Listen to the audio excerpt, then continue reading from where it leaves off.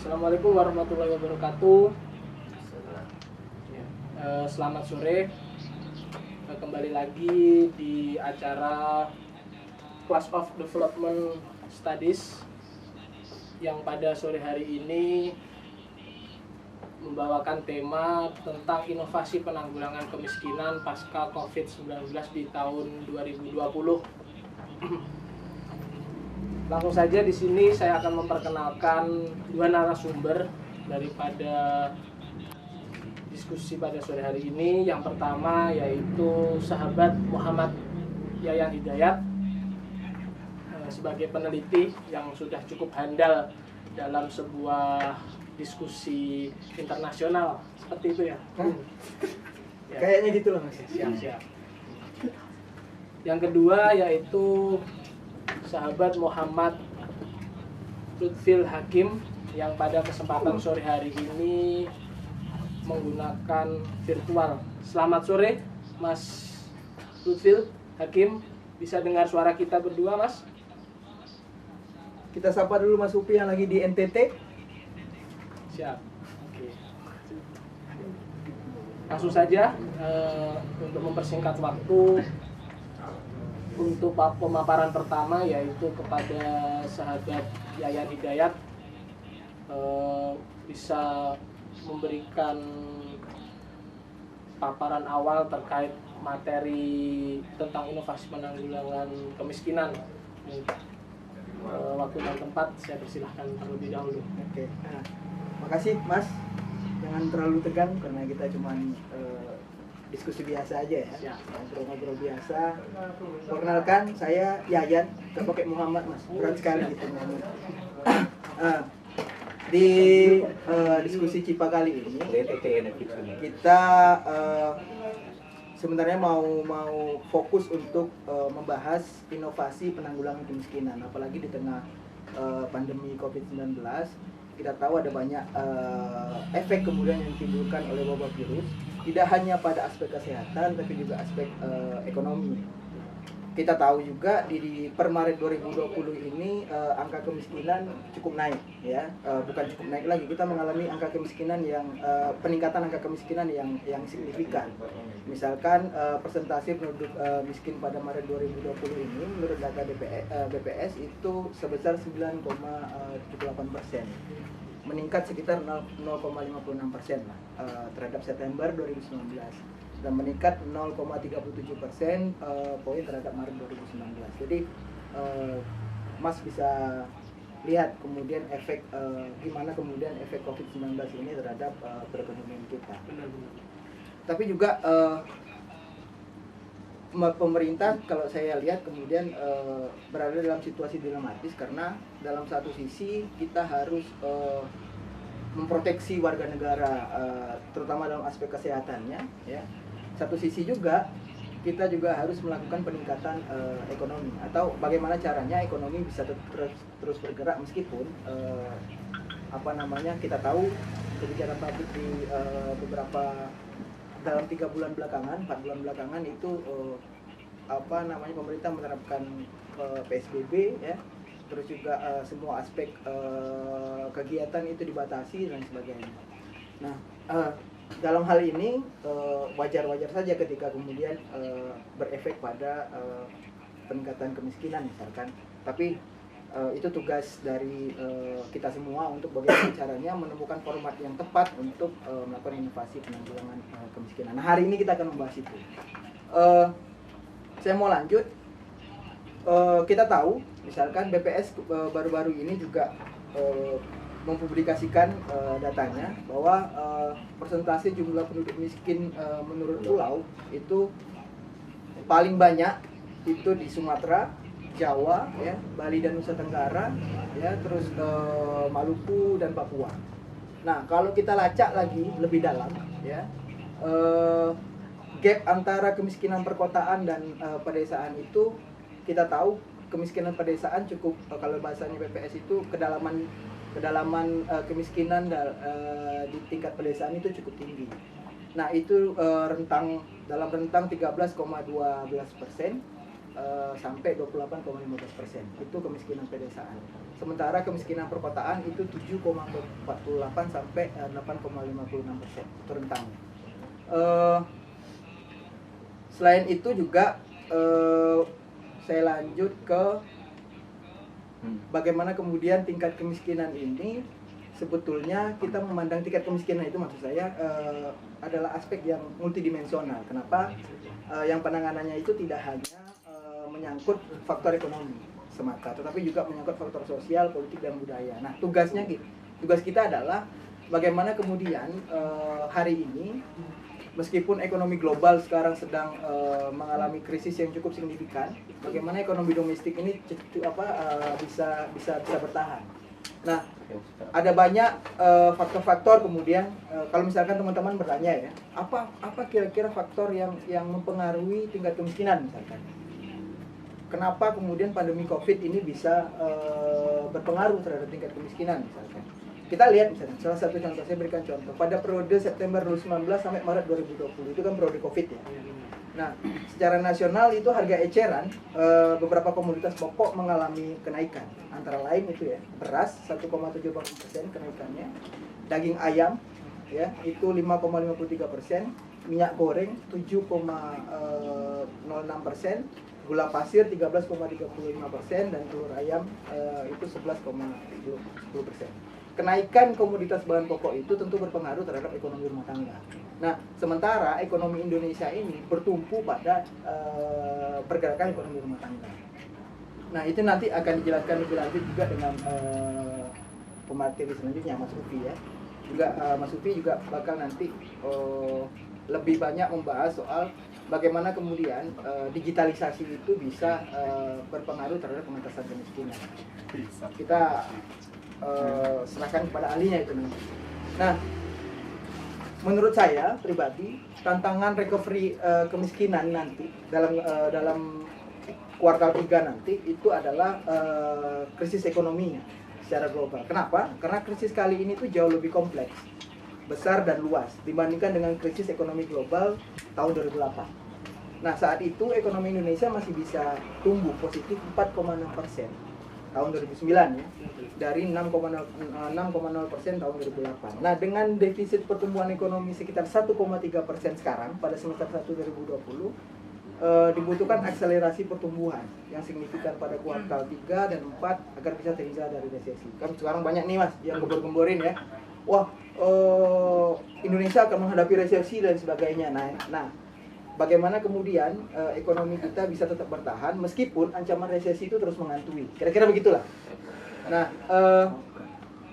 sebetulnya kalau kita lihat lebih dalam, perekonomian Indonesia ini cukup unik. Kenapa? Sumber utama pertumbuhan ekonominya itu di Indonesia ya, justru dari permintaan domestik. Ya, terutama konsumsi rumah tangga seperti yang saya singgung tadi. Bukan dari perdagangan internasional yang sangat tergantung dari kondisi eksternal gitu ya. Nah, saya coba tunjukkan datanya. Kontribusi ekonomi domestik, misalkan dari kontribusi UMKM. Kontribusi UMKM itu ini menurut data Kemenko Perekonomian terhadap PDB. Ya. PDB sebesar 8 triliun atau 61,07% dari total PDB secara nasional. Nah, nilai ekspor non-migas UMKM itu mencapai 293 triliun atau sebesar 14,37% dari total ekspor non-migas nasional. Kontribusi lain misalkan pada kuartal kedua 2020 dari sektor pertanian nih, bukan lagi UMKM, terhadap total PDB itu sebesar 15,46%. Bayangkan. Nah, betul. Angka itu meningkat dibandingkan kuartal 1 2020. Nah, ini kan kita bisa lihat nih pergerakannya. Di tengah Covid, ya kan, terus juga ancaman resesi global, justru kontribusi pertanian itu meningkat. Nah, ini yang saya sebut kontribusi ekonomi domestik itu justru bisa menyelamatkan kita dari resesi. Atau perekonomian. Betul. Nah, itu tadi. Nah, hal ini nggak cuma sekarang nih terjadinya kontribusi kuatnya kontribusi ekonomi domestik kita. Saya itu pernah bikin riset tahun 2019 dan mungkin teman-teman bisa cek di jurnal DPR RI. Jadi saya coba menghitung ya pergerakan ekonomi di pedesaan. Jadi Misalkan teman-teman di pedesaan itu aktif untuk berkebun gitu ya, saya hitung nilai ekonominya berapa. Terus jasa lingkungan, saya hitung nilai ekonominya berapa. Nanti mungkin bisa ditampilkan, saya sebetulnya riset di 6 desa, dan ini saya kasih dua contoh desa. Misalkan di desa Kasepuan Karang itu di Banten. Ya. Komoditas utamanya di sana, ya kita nih coba melihat bagaimana peran ekonomi domestik itu sebetulnya cukup signifikan, gitu ya. Komoditas utama produk sumber daya alam di sana, misalkan dari pertanian contohnya, padi lokal dan nasional, ya, perkebunan itu dari durian, manggis, pisang dan duku, ya, kayu itu dari kayu sengon, tahu kan kayu sengon ya, dan Afrika, peternakan itu dari ayam, kambing, kerbau untuk konsumsi rumah tangga. Nah, jasa lingkungannya itu fungsi hidrologi dari hutan dan lain-lain. Itu pendapatannya per tahun itu sampai 36,2 M. Ya. Cukup besar banget, cukup besar. Bukan cukup besar lagi, sangat besar untuk menghidupi pasca COVID-19 ini. Tapi nggak berhenti di situ, Mas. Jadi saya bandingkan dengan PDRB dan UMKM kabupaten. PDRB Lebak itu, ya, Kabupaten Lebak Banten itu per tahun itu hanya 13,77. Jadi kita lihat bagaimana nilai ekonomi pedesaan yang dihasilkan itu ternyata bisa melampaui PDRB kabupaten. Nah, contoh kedua itu di Desa Siberuang. Desa Siberuang itu di Sintang, di Kalimantan Barat. Itu potensinya, komoditas utamanya di situ ada kayu bakar, ya, di lahan pertaniannya ada padi dan sebagainya, jagung, merica. Nah, saya coba menghitung berapa nilai ekonominya tuh, ya. Nah, per tahunnya itu mereka bisa menghasilkan 38,49 miliar per tahun. Sementara PDRB di Sintang itu per tahunnya 27,89 juta. Jadi kita lihat perbedaan. Nah, tapi kan kemudian aspek-aspek ini, ya, aspek valuasi ini saya tidak menghitung tantangan-tantangan yang sifatnya eksternal. Misalkan contoh ada tantangan terhadap regulasinya, ya, yang menghambat aktivitas mereka berkebun, ya. Belum lagi tantangan konflik, ya, belum lagi kemudian kemandiriannya, ya, dan lain sebagainya. Jadi penelitian ini juga masih perlu diuji lebih dalam. Nanti juga barangkali forum kita hari ini itu bisa menghasilkan satu pandangan yang signifikan lah untuk perkembangan ekonomi mikro, gitu ya, misalkan. Nah, dari masalah-masalah yang sudah saya sampaikan tadi sebagai pengantar, saya coba sederhananya digital ini memang betul-betul bisa membuka pasar. Itu nanti yang menjadi bahan diskusi kita ke depan. Singkatnya itu dari saya, Mas. Saya kembalikan dari Mas.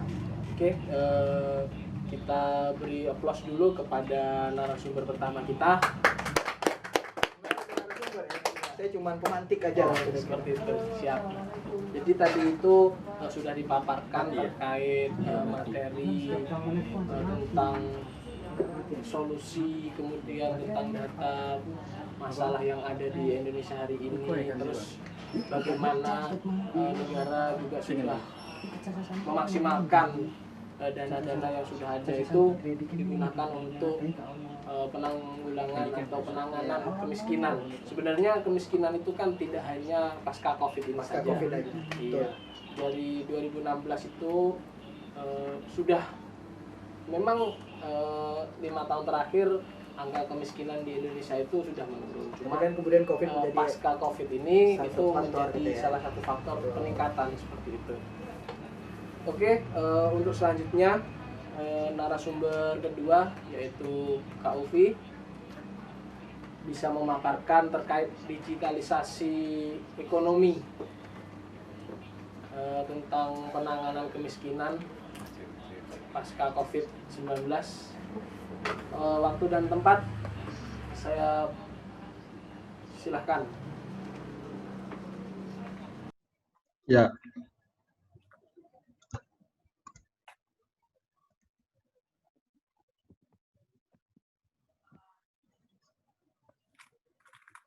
Bisa dengar suara kita, Kak Ufi? Bisa. Halo, assalamualaikum warahmatullahi wabarakatuh. Selamat Waalaikumsalam Selamat warahmatullahi sore wabarakatuh. teman-teman semua. Iya, Selamat pada sore, Kak. sore hari ini, sore yang sebetulnya agak sedikit mendung ya cuacanya, mungkin di Jakarta. Jadi kita akan membahas, jadi kita membahas sebuah tema yang saya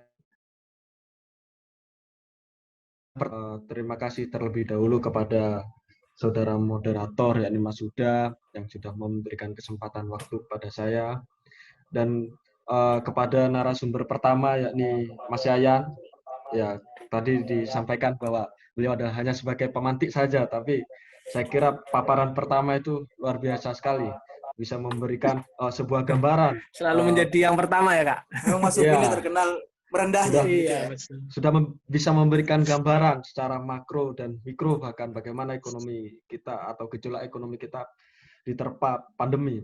Nah, saya juga tak lupa mengucapkan terima kasih dan yang saya muliakan kepada Direktur Jajaran Direksi CIPA yang merupakan tokoh-tokoh muda yang punya visi ke depan untuk membuat kebijakan-kebijakan publik di Indonesia ini lebih baik, lebih pro masyarakat, dan bisa mewujudkan visi dan misi negara Indonesia yang selama ini dituangkan di Undang-Undang Dasar 1945 dan khususnya Pancasila. Nah, yang pertama pada diskusi sore hari ini saya akan memaparkan secara singkat saja sebetulnya, Pak Moderator. Jadi memang saya di sini bukan kapasitasnya bukan sebagai apa ya, bukan sebagai pemerhati ekonomi atau bahkan sebagai ekonom. Nah, tapi saya di sini hanya sebagai pegiat sosial dan peneliti saja. Jadi saya memiliki cara pandang, otomatis cara pandang yang berbeda terhadap situasi ini. Nah, mohon waktu sebentar ya, sebentar aja. Siap, Kak Ufi.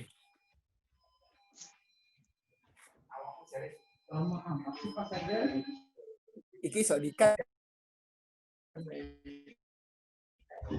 Ya, bisa dilanjutkan Pak? Ya, halo. Bisa dilanjut, Kak Ufi. Ya, jadi saya di sini memaparkan terkait masalah strategi pemanfaatan teknologi informasi komunikasi untuk penanggulangan kemiskinan. Jadi ini sebetulnya hasil riset yang pernah saya lakukan pada saat bergabung di Pusat Studi Kajian Dinamika Sistem Pembangunan di Fakultas Ekonomi Universitas Brawijaya waktu itu, yang bekerja sama dengan Kementerian Kominfo. Riset ini kami laksanakan di tahun 2017. Jadi sebetulnya yang ingin saya sampaikan di forum sore hari ini bahwa sebagai pegiat sosial saya juga merasakan bahwa bagaimana kita harus mencoba keluar dari mainstreaming pendekatan kemiskinan yang coba dipakai, yang selama ini kita selalu merujuk pada data-data World Bank, terus kita selalu merujuk pada data-data BPS. Saya mencoba keluar dari itu. Saya mencoba melihat bagaimana sih kemiskinan yang terjadi di desa, bagaimana kemiskinan itu sebetulnya faktanya di Indonesia itu, apakah memang benar kemiskinan misalnya sebagaimana indikator dari World Bank ya, di bawah $1,9 atau atau indikator-indikator yang lain. Saya coba melihat itu pada saat riset ini. Jadi kita bisa melihat tadi Saudara Yan sebetulnya sudah menyampaikan secara kondisi yang terkini, tapi saya ingin merujuk pada latar belakang ini. Di Indonesia sendiri itu angka kemiskinan sebetulnya memang dari tahun ke tahun selalu turun atau selalu mengalami penurunan sejak mungkin tahun 2010 sampai grafiknya sampai tahun 2019 kita bisa melihat bagaimana grafik mulai dari 13,33 menjadi 9,41, itu kinerja yang saya kira luar biasa sekali dari pemerintah, khususnya di negara dunia ketiga seperti Indonesia. Nah, tetapi kalau kita bisa melihat, walaupun kinerja kemiskinan itu butuh effort yang sangat tinggi bagi pemerintah dengan memasukkan investor, memberikan jaring pengamanan sosial, tapi ternyata juga pemerintah dalam aspek memperkecil, seperti yang kata saudara Yayan tadi, memperkecil angka kedalaman kemiskinan atau jarak antara kemiskinan kota atau yang namanya gap jarak antara masyarakat kota dan desa itu sangat susah. Makanya tahun 2014 pemerintah kemudian memunculkan dana desa melalui Undang-Undang Desa. Nah, disitulah sebetulnya harapan para pegiat sosial bahwa dengan adanya dana desa ini bisa mengecilkan jarak antara kota dan desa dan memberikan kekuatan. Seandainya ini diterpa dengan pandemi seperti ini, kekuatan kita itu udah kuat. Ataupun kita misalnya terkena bencana alam, misalnya bukan hanya panik atau krisis-krisis yang lain misalnya, secara jaring pengaman sosial kita itu di tingkat desa itu sudah kuat karena masyarakat di sana ekonominya sudah tumbuh mandiri, tidak lagi bergantung pada bantuan-bantuan yang sifatnya itu mungkin hanya sekedar periodik ya. Nah, lalu apa sih sebetulnya yang kita anggap sebagai kemiskinan dan lain sebagainya? Itu sebetulnya di Robert Chamber di bukunya Rural Development dari Putting the Last First itu sudah mengungkapkan bahwa 5 karakteristik tidak keberuntungan yang melingkupi orang miskin, yakni pertama poverty, lalu ada physical weakness, isolation, lalu ada powerlessness. Nah, menurut saya salah satu cara bagaimana pemerintah menanggulangi upaya kemiskinan ini bukan hanya melalui bantuan langsung tunai, melalui insentif yang itu sifatnya periodik tadi, tapi ada suatu upaya yang sangat komprehensif yang bukan hanya dilakukan secara sektoral melalui misalnya Kemenko PMK, lalu Kementerian Sosial, bukan hanya sektoral itu, tapi harus melingkupi banyak kementerian. Nah, itu saya kira yang perlu dilakukan saat ini, apalagi diterjang COVID. Nah, terus pola integrasi itu harus dilakukan dengan tujuan untuk mengurangi jarak antara desa dan kota dan juga mengurangi angka kemiskinan. Nah, jadi kalau misalnya persoalan fiscal gap atau persoalan jarak antara desa dengan kota itu bukan hanya diurusi oleh Kementerian Desa saja, tapi semua kementerian harus berkolaborasi. Kalau kita ingat di tahun 2014 kalau nggak salah, sejak awal pemerintahan Presiden Joko Widodo, Presiden sudah mengamanatkan bahwa semua bahkan dinas-dinas di daerah itu juga harus memiliki program penanggulangan kemiskinan. Bahkan kementerian apapun itu juga harus punya program penanggulangan kemiskinan. Nah, itu sebetulnya Presiden sudah ingin agar adanya integrasi penanganan kemiskinan. Nah,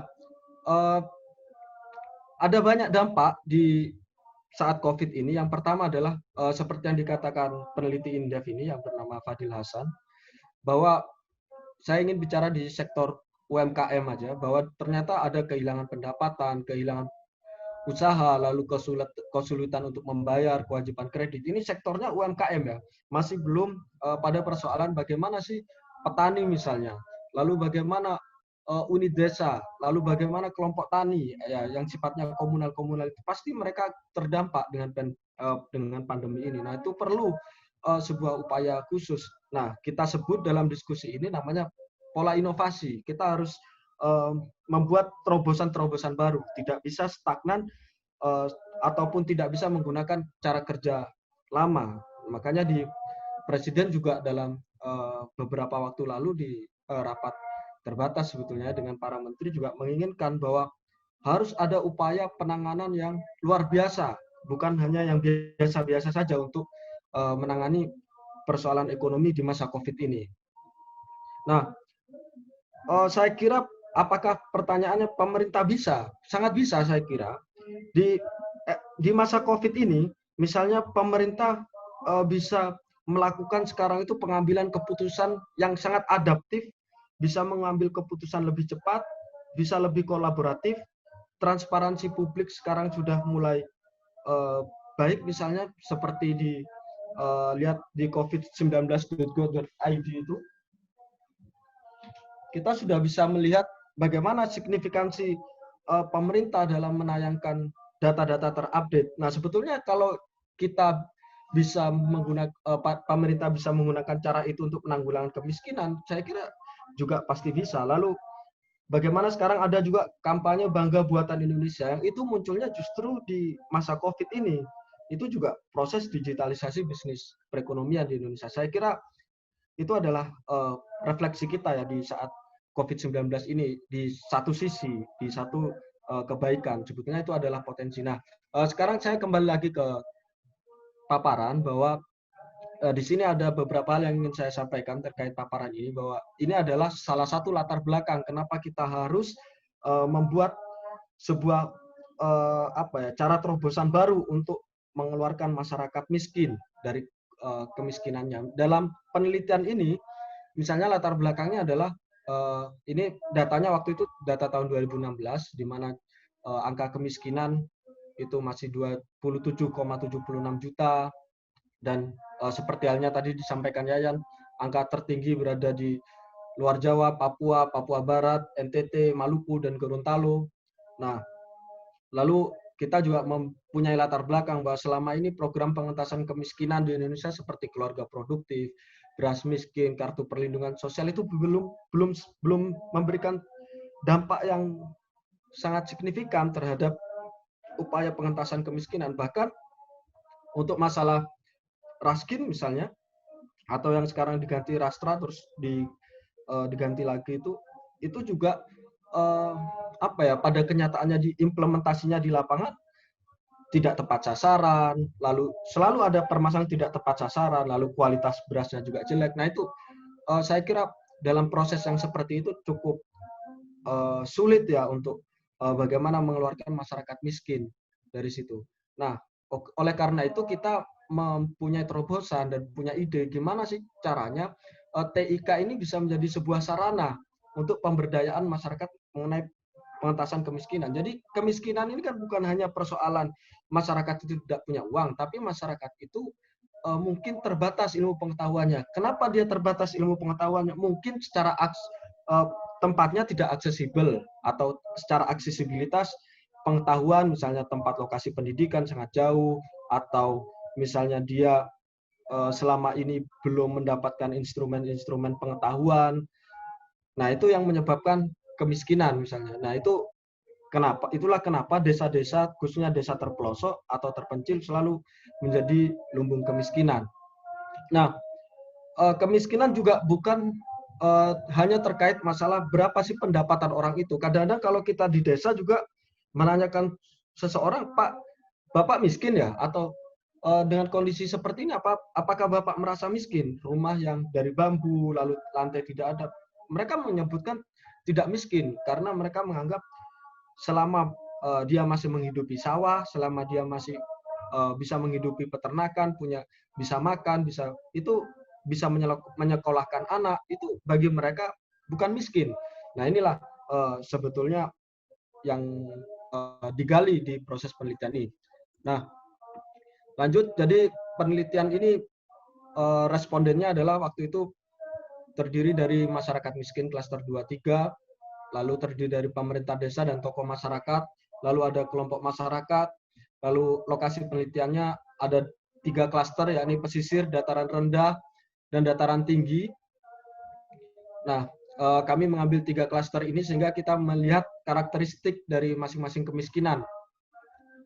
Nah, bisa dilihat di situ bahwa masing-masing lokasi memiliki karakter sosial tersendiri, di mana misalnya di dataran tinggi ikatan masyarakat dipengaruhi oleh tradisi kepercayaan, adat istiadat dan tokoh masyarakat, lalu proses perubahan sosialnya adanya perubahan mata pencaharian dari buruh tani ke buruh bangunan. Tapi kita nggak banyak menyorot tentang hal ini, kita banyak membahas tentang ini aja. Jadi hasil temuan kami waktu itu adalah di mana sumber pendapatan masyarakat kita di desa itu memang secara dominan adalah pertanian. Jika daerah itu berada di dataran rendah ataupun di dataran tinggi. Kalau di dataran misalnya di kawasan pesisir itu nelayan, lalu juga ya alam. Jadi petani, nelayan, pembudidaya gitu. Kalaupun ada, biasanya pengolah itu ada di dataran rendah mayoritas atau di tengah-tengah ya posisinya, di mana ada mulai di situ ada pengolah, pengrajin gitu. Nah, kelompok ekonomi di kawasan pesisir itu ada terdiri dari BUMDes, kelompok pedagang di area wisata. Nah, ini munculnya desa-desa wisata pasca Undang-Undang Desa, lalu ada kelompok tani, kelompok nelayan, PKK, Karang Taruna. Lalu ini hampir sama juga sebetulnya di dataran rendah dan dataran tinggi. Nah, kalau di pesisir penyebab kemiskinannya adalah ini yang memunculkan karakteristik adalah berkurangnya hasil laut. Memang kalau di pesisir ada faktor misalnya dia punya kapal atau tidak punya kapal. Tapi yang lebih dominan adalah di pesisir berkurangnya hasil laut. Itu yang menyebabkan mereka miskin. Lalu juga harga ikan yang tidak menentu. Nah, ini yang menyebabkan kemiskinan kemiskinan di daerah pesisir. Lalu juga penyebab kemiskinan daerah rendah itu adalah kepemilikan lahan, karena di sini kan sudah bergeser nih wilayahnya ke budidaya, kepemilikan lahan, lalu ada hasil panen, harga panen. Nah, itu sama dengan karakteristiknya di dataran tinggi. Secara infrastruktur TIK, kawasan pesisir memang jaringannya sudah sangat baik di wilayah-wilayah lokasi penelitian kami. Waktu itu bahkan sampai ke 4G, walaupun ada yang di kawasan pesisir kalau tidak salah daerah yang sangat terpencil itu memang tidak dialiri oleh aliransinya, tapi sekarang secara umum sudah ada tempat-tempat atau titik yang dialiri sinyal. Lalu ada akses WiFi publik juga. Lalu di dataran rendah ada beberapa wilayah yang memang di situ jaringannya masih belum 4G, khususnya daerah-daerah terpencil, tapi juga ada akses WiFi publik walaupun masih terbatas. Nah, di dataran tinggi inilah memang problemnya hanya di tempat-tempat tertentu saja yang bisa akses internet. Tapi secara umum sekarang di kantor pemerintahan desa itu sudah ada akses WiFi publik atau di warung-warung kopi. Nah, selanjutnya kepemilikan smartphone. Hampir semua di lokasi penelitian kami semuanya punya smartphone, walaupun itu dioperasikan atau digunakan oleh anaknya biasanya. Jadi satu keluarga itu minimal ada satu yang punya smartphone. Nah, sayangnya TIK ini atau teknologi informasi komunikasi ini oleh masyarakat desa masih belum optimal digunakan sebagai sarana ekonomi. Kenapa di desa masih belum menggunakan sarana ekonomi? Karena mereka masih menganggap TIK hanya unsur komunikasi saja. Komunikasi seperti apa ya? Ya katakanlah belum smartphone lah komunikasinya. Jadi teknologi yang ada di dalamnya menjadi useless. Misalnya ada di desa misalnya yang menjawab HP smartphone, handphone smartphone Bapak ini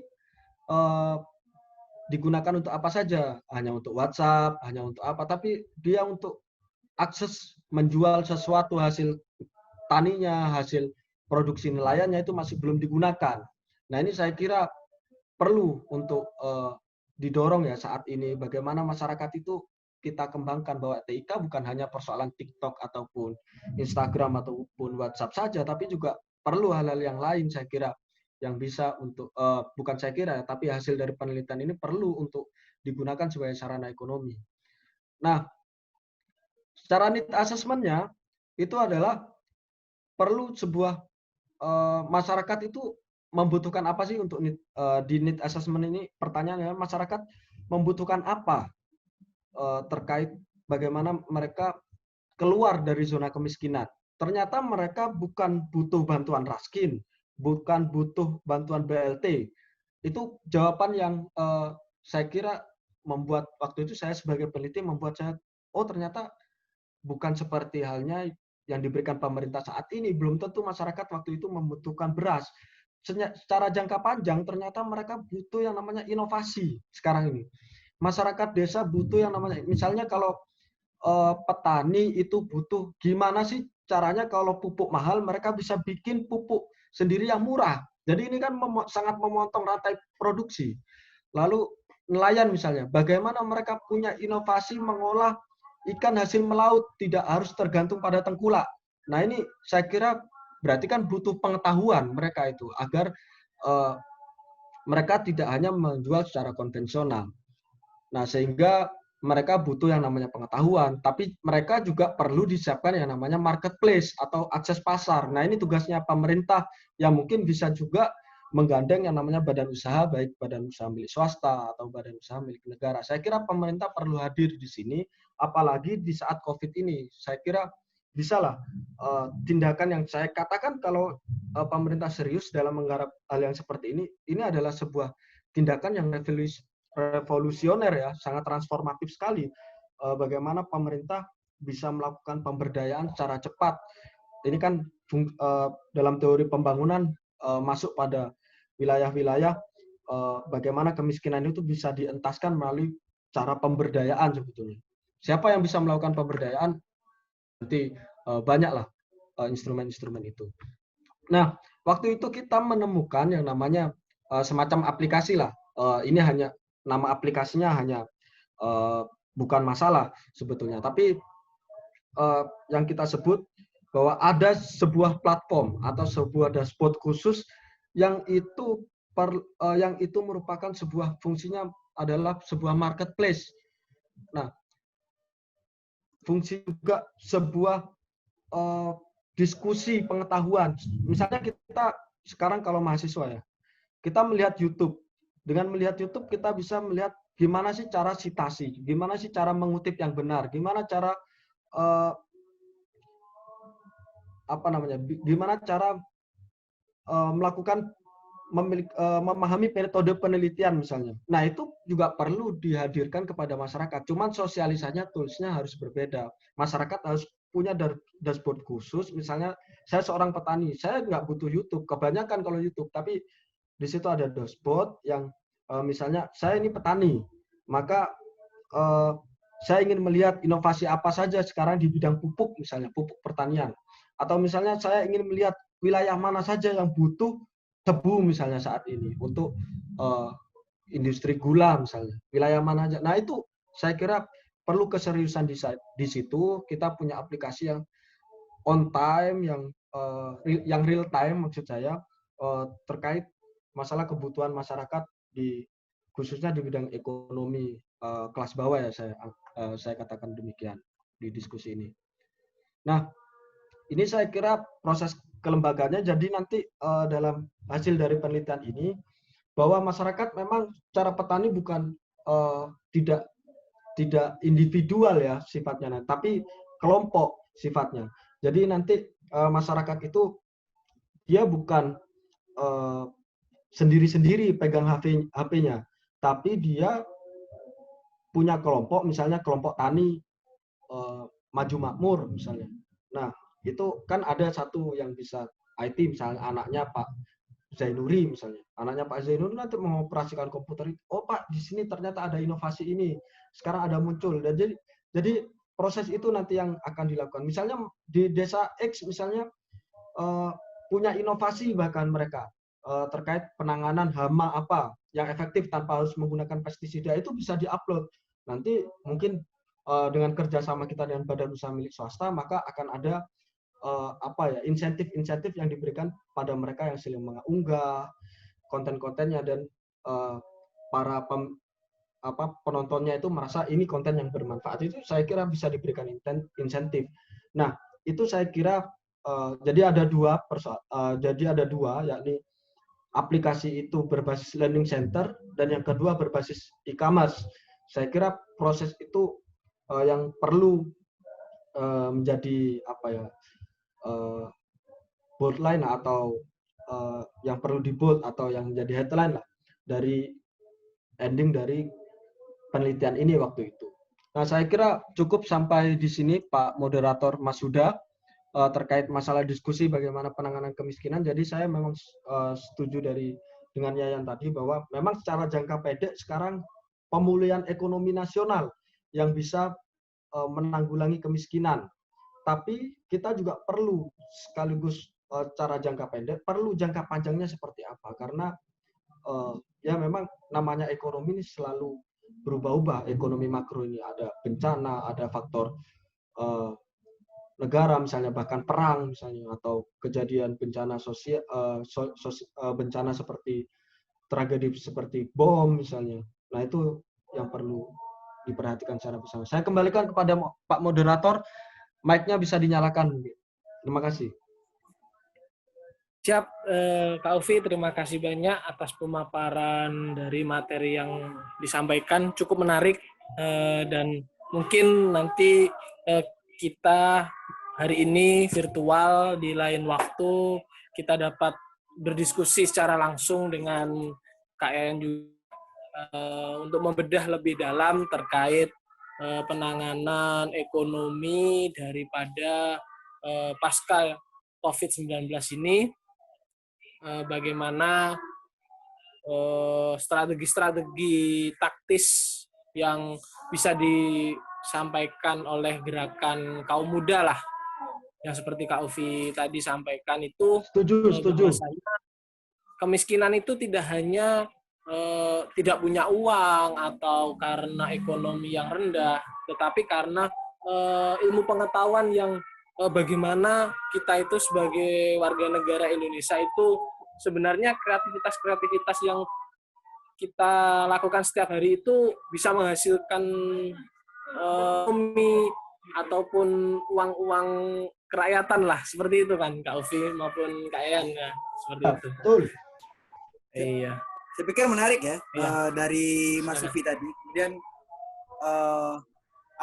saya menangkap bahwa yang disebut miskin itu tidak hanya dia yang tidak punya uang, tapi ada banyak aspek yang bisa membuat kita terbelenggu dalam kemiskinan. Nah, terutama tadi, cuma sebetulnya kita kalau kita mau memperdalam tadi presentasinya Mas Sufi, itu pertanyaan saya itu ada beberapa pertanyaan ya, terutama seberapa bisa kemudian atau ada nggak kira-kira indikator yang mengatakan bahwa ketika mereka tidak punya uang atau ketika pendapatan mereka di bawah berapa kalau angka kemiskinan indikator kemiskinan $2 ya? $2 itu dia disebut masyarakat yang tidak miskin.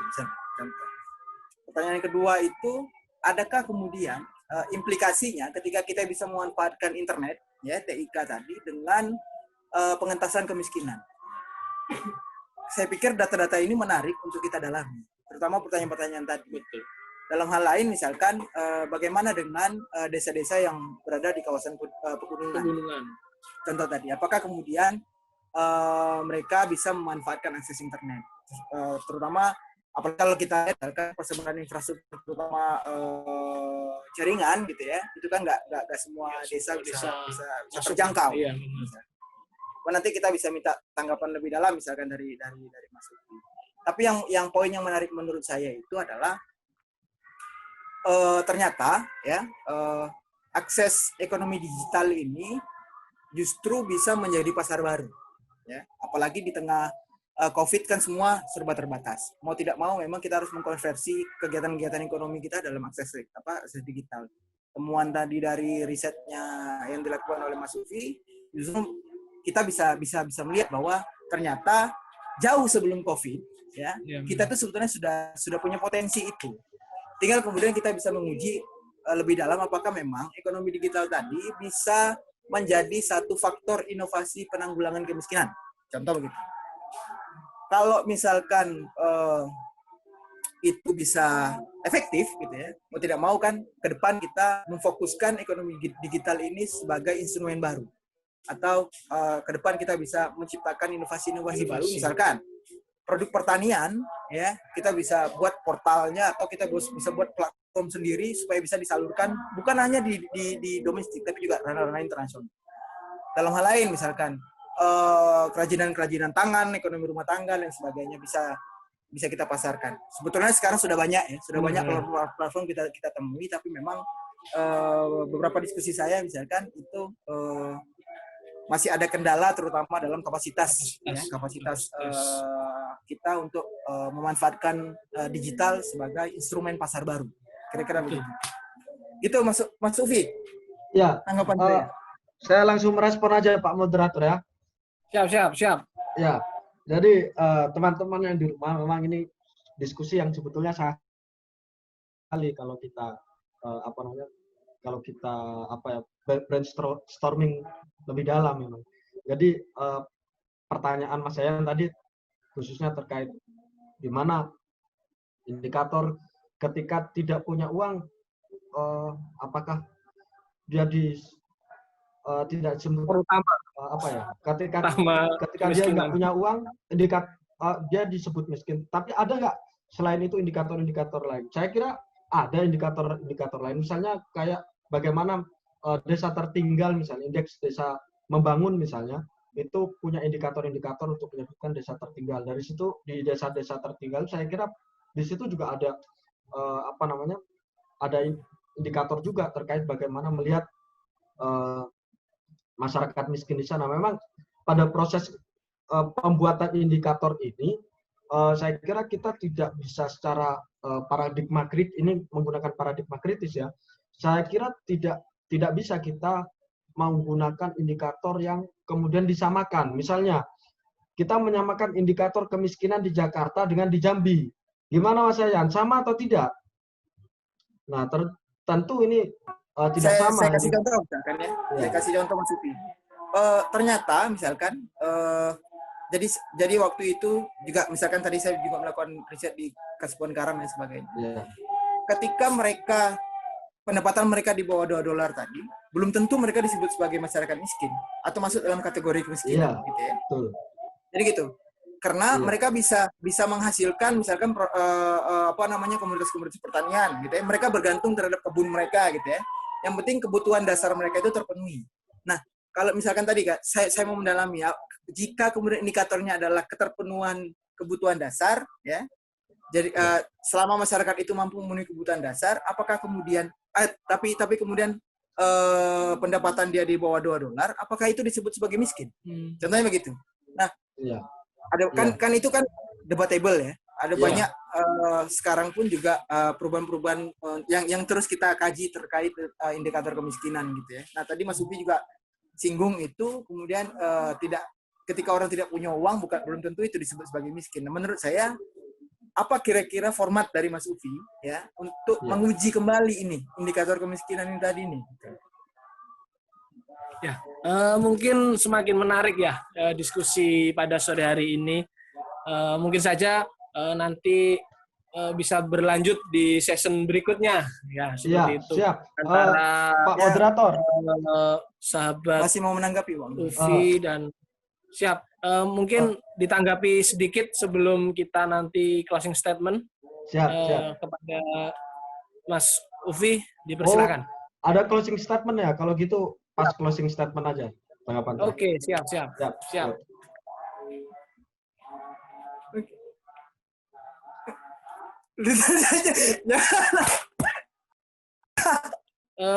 Ditanggapi terlebih dahulu untuk yang ditanyakan apakah di bawah $2 tadi itu bisa dikatakan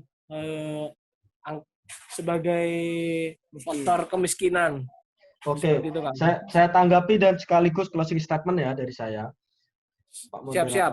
Jadi memang kalau kita mau mencari terkait masalah indikator kemiskinan itu apa, saya kira kalau bagi saya sekarang itu sebetulnya aspeknya yakni pengetahuan.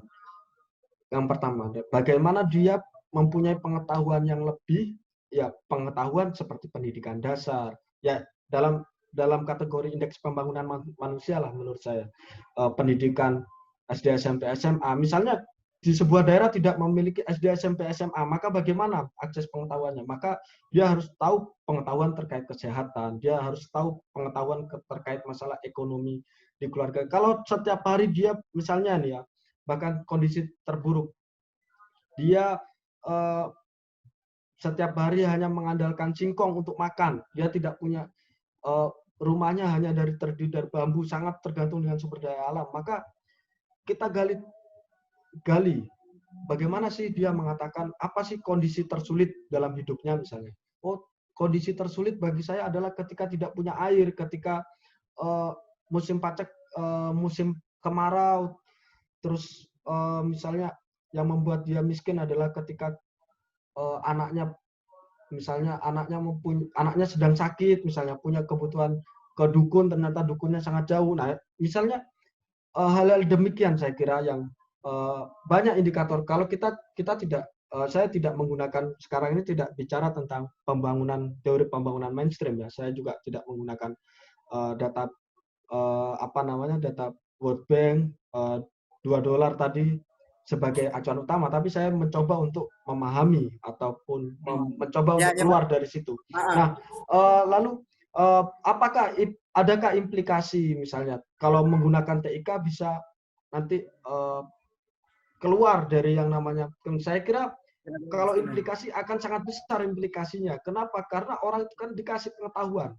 Pak, misalnya ada sebuah inovasi di waktu itu menanggulangi hama di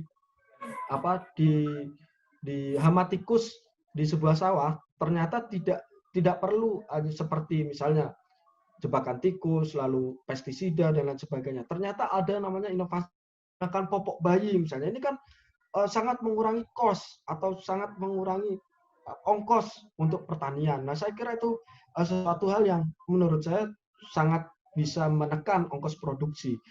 Lalu juga bagaimana membuat olahan lele misalkan, membuat olahan ikan-ikan rucah misalnya, ikan-ikan yang terbuang di misalnya itu di kawasan pesisir menjadi terasi, misalnya bisa jadi menjadi petis. Nah, itu satu hal yang saya kira memang tidak terlihat ekonominya berapa sih ekonomi yang dihasilkan, tapi secara sedikit demi sedikit karena adanya pengetahuan itu tadi, ketika dia semakin sulit melaut, pasti nanti istrinya akan dampak ekonominya istrinya misalnya, atau kalau di situ ada kelompok tani atau kelompok nelayan itu secara komunal misalnya melalui istri-istri nelayan atau istri petani akan membuat itu. Kalau ada pengetahuan ya, kalau kita misalnya tahu skill atau pengetahuan lah setiap seminggu dalam 7 hari seminggu itu kita nonton aja terkait bagaimana sih pemasaran terkait baju misalnya. Kita akan tahu jejaring pasarnya, kita tahu di mana lokasi yang murah, dan kalau kita mau bisnis baju kita tahu akhirnya. Nah, itu yang diharapkan dari IT sebagai sarana penanggulangan kemiskinan. Lalu gimana dengan desa-desa di kawasan pegunungan? Saya kira itu bisa dengan cara kita misalnya dengan basisnya adalah kelompok misalnya. Sekarang itu di desa-desa dan basisnya harus menggunakan benchmarking dulu. Kita nggak bisa pukul rata semua daerah. Misalnya di Pegunungan Bintang bisa menggunakan ini, saya kira nggak bisa. Tapi kita membuat desa-desa percontohan dulu. Apakah dengan proses seperti ini itu bisa? Kalau misalnya bisa, negara harus menyadari bahwa oh ternyata upaya yang seperti ini yang bisa mengentaskan masyarakat dari yang kita sebut kemiskinan. Nah, maka dengan adanya Kementerian Kominfo dan adanya badan usaha milik negara, badan usaha milik swasta, pemerintah perlu mendorong perluasan akses internet misalnya. Kalau dirasa program-program seperti ini berhasil, saya kira itu saja yang bisa saya sampaikan. Mohon maaf kurang lebihnya. Saya sapa teman-teman di rumah. Semoga terus mengikuti acara-acara yang diselenggarakan oleh CIPA ini. Saya kira sangat komprehensif dan sangat progresif sekali. Terima kasih Pak Moderator dan narasumber. Siap. Terima kasih ya. Untuk selanjutnya saya kembalikan kepada Mas Yayan untuk sedikit tanggapan lah dan closing statement daripada inovasi penanganan kemiskinan pasca COVID. Silakan. Menurut saya tadi yang kalau saya tanggapi sedikit sebelum saya ke closing statement, ya memang mau tidak mau hari ini potensi ekonomi digital memang harus kita manfaatkan ya. Apalagi ke depan tidak hanya kita menghadapi resesi, tapi kan kita juga sedang berada dalam era disrupsi ya. Potensi segala aktivitas mau tidak mau memang harus kita konversi ke dalam teknologi. Toh juga aspek digitalisasi ini bukan mengganggu pasar yang sudah ada, tapi kemudian menjadi instrumen baru, terutama pasar ya. UMK UMKM, terus juga ekonomi-ekonomi pertanian yang ada di pedesaan sebetulnya bisa saja kita dorong, kita perkuat. Ya. Di situ mungkin nanti bisa peran kita untuk mendesain ya, desain bagaimana ekonomi pedesaan ini kita bisa konversi ke apa namanya aspek-aspek digital. Nah, tapi aspek lain yang perlu kita fokuskan juga adalah ternyata ekonomi domestik ini memberikan kontribusi besar ya, terhadap perekonomian kita di tengah Suaranya banyak di-unmute, negara Bu. sekarang sedang menghadapi resesi ya, justru Kita masih punya satu harapan karena kita ditopang oleh ekonomi domestik yang kuat, kontribusi UMKM, pertanian dan sebagainya. Itu kenapa kebijakan-kebijakan untuk memperkuat UMKM, memperkuat pertanian dan lain sebagainya itu perlu kita dalam jangka panjang ya atau kedepannya itu masih perlu kita formulasikan agar bisa tepat sasaran. Saya kira begitu. Singkatnya dari saya, Mas. Siap. Mantap sekali perdiskusian pada sore hari ini. Semoga nanti setelah ini narasumber satunya dapat bisa langsung bertatap muka dengan kita, Mas.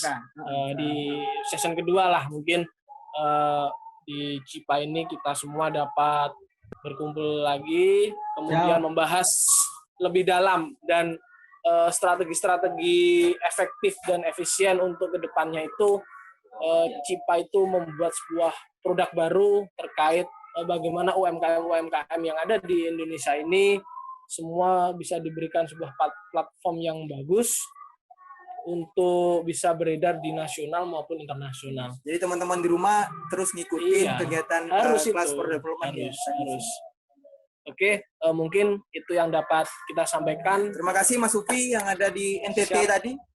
Semoga pekerjaan di sana cepat selesai dan bisa balik ke Jakarta. Ya, Pak Yan. Siap. Oke. Terima kasih juga untuk teman-teman di rumah yang sudah stay di YouTube. Ya. Semoga ilmu pengetahuan ini dapatkan sebuah kesadaran terhadap sahabat-sahabat muda untuk lebih berkreasi dan efektif untuk di pasca masa pandemi ini. Mungkin itu yang dapat saya sampaikan selaku moderator dan saya ucapkan terima kasih kepada dua narasumber. Akhirul kalam, wabillahi taufiq wal hidayah. Wassalamualaikum warahmatullahi wabarakatuh. Waalaikumsalam warahmatullahi wabarakatuh.